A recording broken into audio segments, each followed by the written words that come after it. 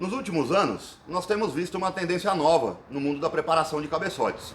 É o acabamento aí conhecido como dimples, né? Popularmente chamado de furinhos de bola de golfe. Isso a gente tem visto muito em cabeçotes lá fora, na Europa, nos Estados Unidos e em alguns outros países. E tem gerado até uma certa polêmica esse assunto. Será que realmente isso tem ganhos, né? Vamos ver que a teoria por trás disso tem alguns fundamentos que são válidos, né? Não só em questão a chamada camada limite do ar, o atrito do ar na questão da aderência da parede, mas também com o motor em funcionamento em relação à distribuição do combustível e o seu comportamento em relação à condensação nas paredes, né? Claro que aqui na bancada de fluxo nós vamos isolar somente o componente de fluxo, né? O CFM, a restrição à passagem, mas claro que é uma informação importante, né? Uma dúvida que certamente muita gente tem. É importante lembrar que no motor a gente tem muitas variáveis acontecendo ao mesmo tempo, então sempre a palavra final, como a gente sempre diz, vai ser do dinamômetro e por último da pista, né? Mas a bancada de fluxo, vamos dizer que é o parâmetro inicial de desenvolvimento aí de cabeçote e outros componentes de fluxo. Então hoje nós vamos realizar esses testes, né? Na verdade já testamos e vamos mostrar para vocês, para você ter uma visão aí direta de qual o comportamento do duto com dimples na bancada de fluxo em relação a esse mesmo duto sem os dimples, né? Sem modificações aí. Então primeiro vamos medir o cabeçote com acabamento convencional, né? Esse cabeçote sem o dimple, né? Que é a forma normal de se fazer.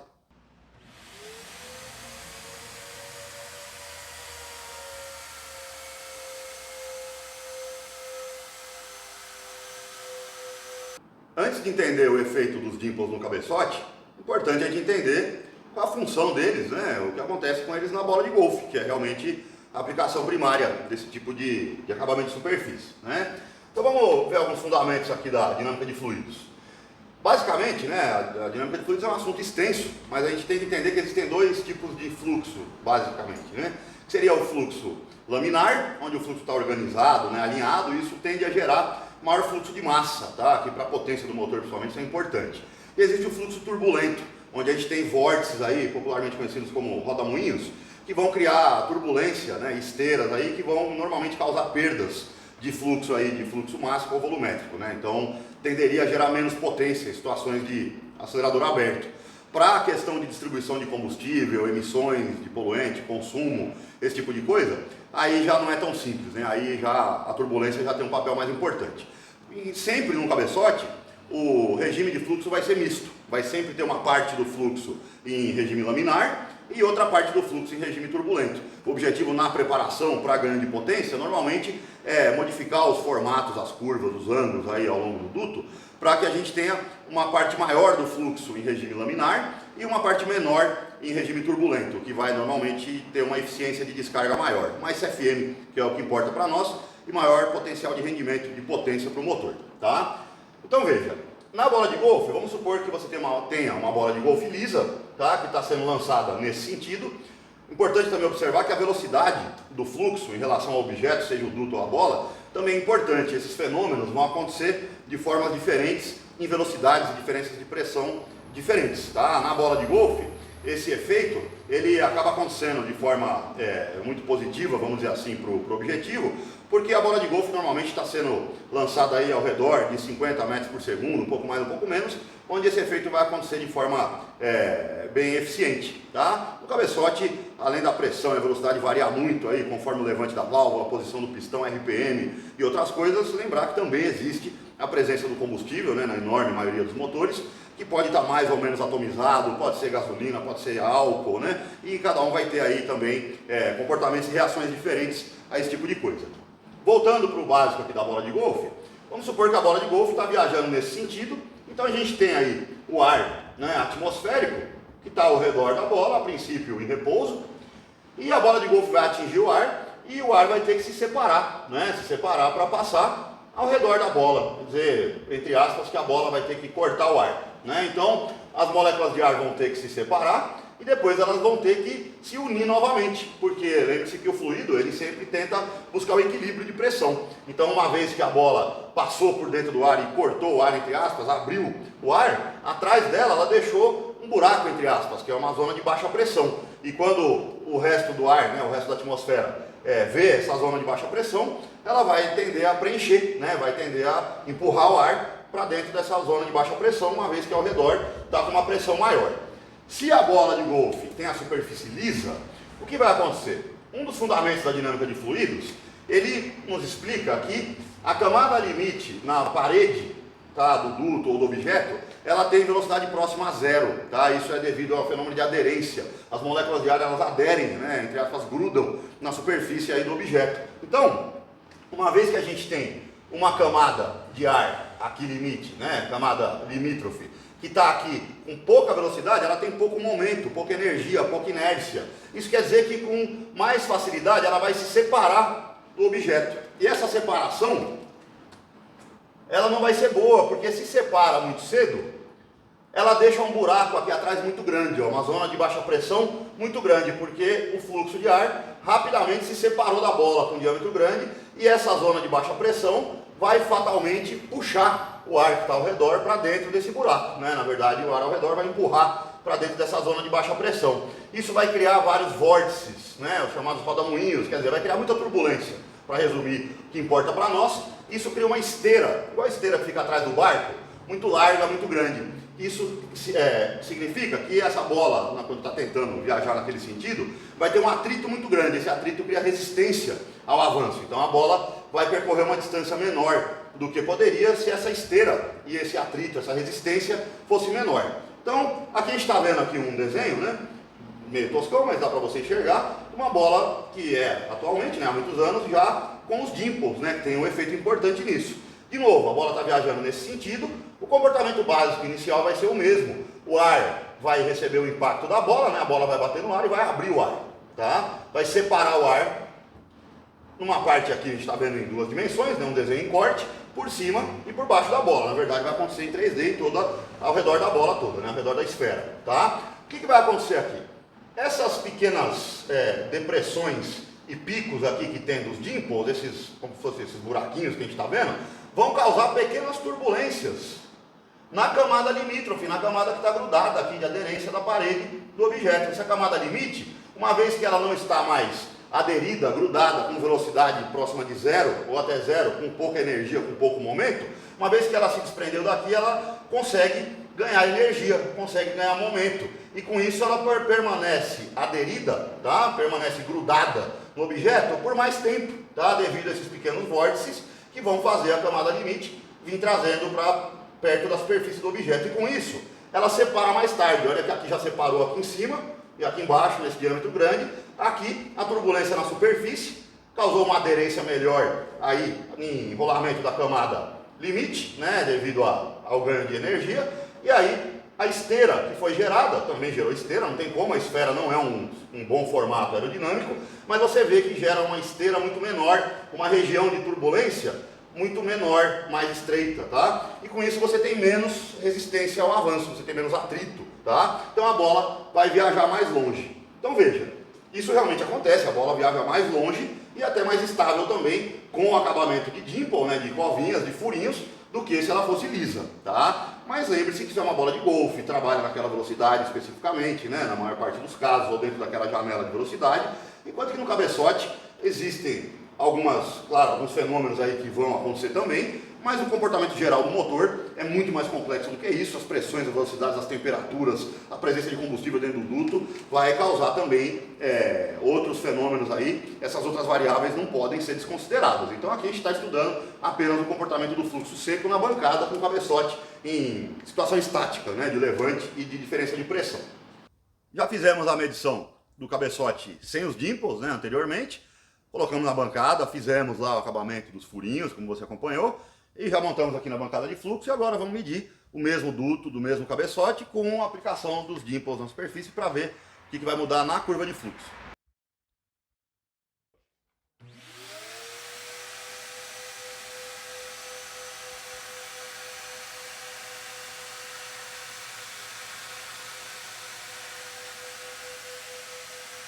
Então aqui a gente vai analisar a curva de fluxo do cabeçote com acabamento convencional, né? Sem os furinhos de bola de golfe, sem o dimple, tá?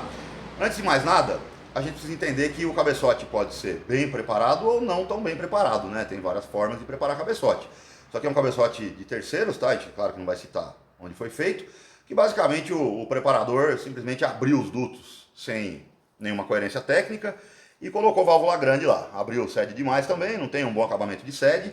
Então, é um cabeçote com válvula 41,5 na admissão, cabeçote de AP, tá? Side flow convencional, e está atingindo aí um fluxo máximo a 0,30 de LD, né? 30% de levante em relação ao diâmetro da válvula, de 91 CFM meio, tá? Isso aqui não é nada de muito bom, principalmente pelo tamanho do duto, que está errado, é um duto muito grande, tá? Então, assim, esse valor de fluxo de 90 até 93 CFM, ao redor disso, é possível tirar sem dificuldade, com uma boa preparação, com uma válvula 39,5, tá? Que é a válvula original do 2.0. Aí a gente está falando de uma eficiência aí de um pouco acima de 90%.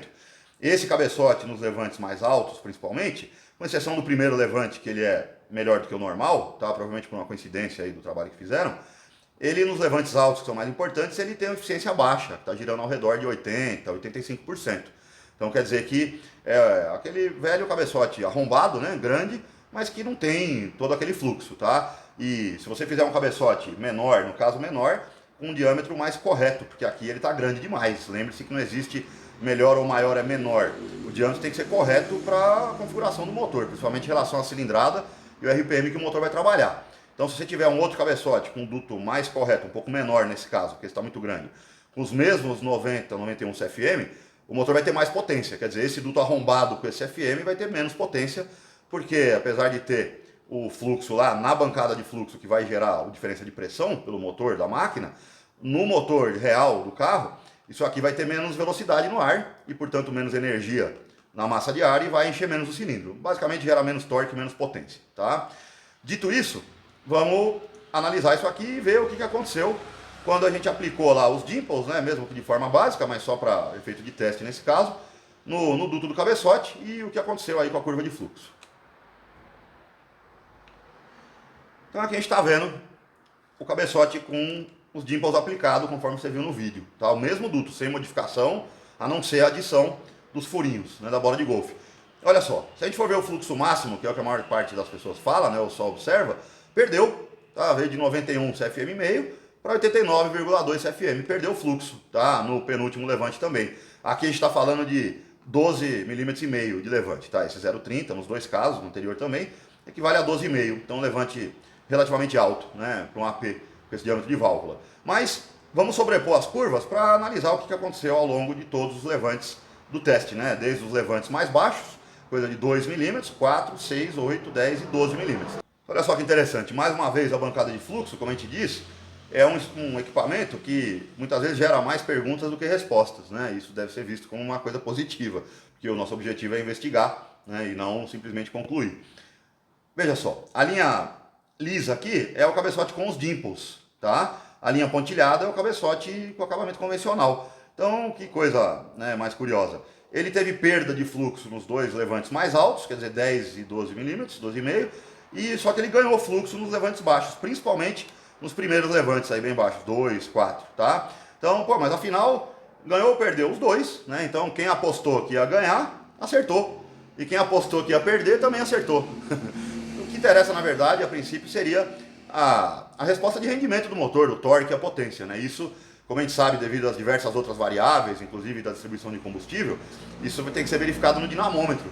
Aguarda que no futuro nós já estamos planejando para fazer um vídeo aí com um teste aí do mesmo motor, mesmo cabeçote, no dinamômetro nosso com o dimple e sem o dimple, tá? Mas por enquanto a gente vai considerar a média de fluxo. Então a gente fez uma soma, né, dos 6 valores de medição e somamos todos e tiramos a média, tá? E considerando todos os ganhos e todas as perdas ao longo da medição, o ganho foi de quase 3 CFM, tá? O ganho médio. Então teve um ganho realmente, foi ganho, não foi perda do resultado. Porém, 3 CFM dentro de 90 não chegou a 3%, tá? Dentro de 91 CFM, um pouco menos de 3 CFM. Então, entenda, o cabeçote já era ruim, vamos dizer assim, é um cabeçote deficiente, fraco, né? Continua sendo um cabeçote fraco com dimples, né? Não é isso que vai mudar, porque essa diferencinha aqui, e se você consegue uma mudança maior do que isso, com um formato um pouco diferente no duto, com outras curvas, com ângulos de válvula diferentes, e assim por diante, você consegue mais ganho do que isso, né? Ou até mais perda, conforme o caso, tá? Mas o que a gente precisa entender? Que pelo trabalho que é aquilo, fora o risco, né, de você perfurar o duto, principalmente se já tiver grande o duto, porque tira bastante material naqueles pontos dos furinhos, tá? e também a imprevisibilidade do que vai acontecer realmente com o motor andando, aí já se trata de testar, lembre-se que nessa área tudo são testes, a gente entende que esse ganho aí médio de menos de 3%, nesse caso não compensa, porque esse cabeçote está com uma eficiência aí ao redor de 80%, 85%, enquanto ele poderia estar com 95%, então a gente precisaria levantar na eficiência uns 10% aí, que a gente está falando de coisa de quase 10 CFM, inclusive, por acaso, tá? Numa válvula de 41,5, nesse tipo de cabeçote, tem que render aí coisa de 100, 105 CFM pelo menos, para ser um bom cabeçote, com um duto bem menor que esse, tá? Então veja, se fosse um cabeçote de 100, 103 CFM, ele teria uma perda de 2, 3 CFM nos levantes altos e um ganho de 2, 3 CFM nos levantes baixos, continuaria sendo um bom cabeçote. Esse cara aqui, que é um cabeçote ruim, né, fraco, mal trabalhado, ele não era grande coisa e continua não sendo grande coisa, tá? Então não é realmente o dimple que vai fazer toda essa diferença. Depois nós vamos soltar outro vídeo que a gente testou também comparando o duto liso com o duto áspero, né? Um duto polido com um duto com uma textura mais rugosa. E aí, como você pode prever, claro que a diferença aí foi menos significativa ainda. Isso a gente vai publicar no futuro. Então, o que interessa no final, né? O que importa não é algum truquezinho, um furinho de duto que vai ficar bonito no olho, ou o duto polido, ou alguma coisa que venha numa garrafinha. Não existe um truque. Um bom motor, um excelente motor, ele sempre vai ser feito de centenas, literalmente, de pequenas coisas, que vão desde a cilindrada correta, a taxa de compressão, o ajuste perfeito de todas as peças, né, de folga de pistão, de anéis, brunimento correto, o formato, o diâmetro, né, o diâmetro da válvula correto, o diâmetro do duto correto, os comprimentos dos dutos corretos, a admissão de escape, um bom sistema de admissão, um bom sistema de alimentação. Claro que principalmente um bom acerto, uma calibração correta de mistura ar-combustível, uma curva de avanço, curva de ponto bem feita também é muito importante para o torque e potência. Então são literalmente centenas de pequenas coisas básicas, normalmente, coisas fundamentais, que tem que estar corretas, que vão fazer um excelente motor. Não fique procurando uma coisinha ou outra, um truque, um atalho, porque isso não existe, tá? A gente, há muito tempo atrás, até acreditava nisso, mas quanto mais a gente trabalha, mais a gente vê que isso não existe, tá? Mais uma coisa que a gente considera importante é que a gente sempre tem referência de motores de altíssimo nível ao redor do mundo, seja motor de Fórmula 1, de Mundial de Rally, né, equipes de arrancada, de circuito, de diversas, tanto nacionais como na Europa, nos Estados Unidos, e nenhum grande motor de corrida, né, nenhuma grande equipe realmente ponteira aí, de altíssimo sucesso de nível profissional, usa esse tipo de coisa, não usa dimplezinho, não usa truque, basicamente faz o que todo bom técnico já entendeu, bom preparador já entendeu que tem que ser feito, que é construir um excelente motor de ponta a ponta, que são centenas de pequenos parâmetros que tem que estar todos corretos e combinados entre si, para que o motor renda o máximo possível. Isso vai incluir comando, overlap, levante, etc, etc. Tem muitas coisas realmente, e não apenas uma, né, que vai fazer essa diferença, por mais que uma ou outra coisa faça uma diferencinha pequena.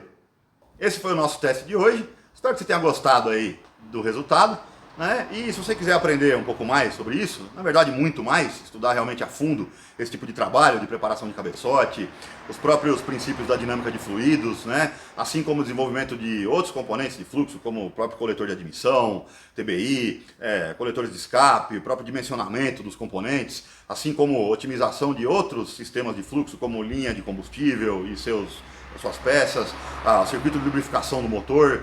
Nós estamos terminando de fazer o nosso curso de preparação de cabeçotes e desenvolvimento de fluxo na versão online, totalmente EAD, ensino à distância, né? Então, se você tem interesse, estamos colocando um link aqui embaixo, onde você coloca os seus dados, e assim que o curso ficar pronto, você vai ser um dos primeiros a saber.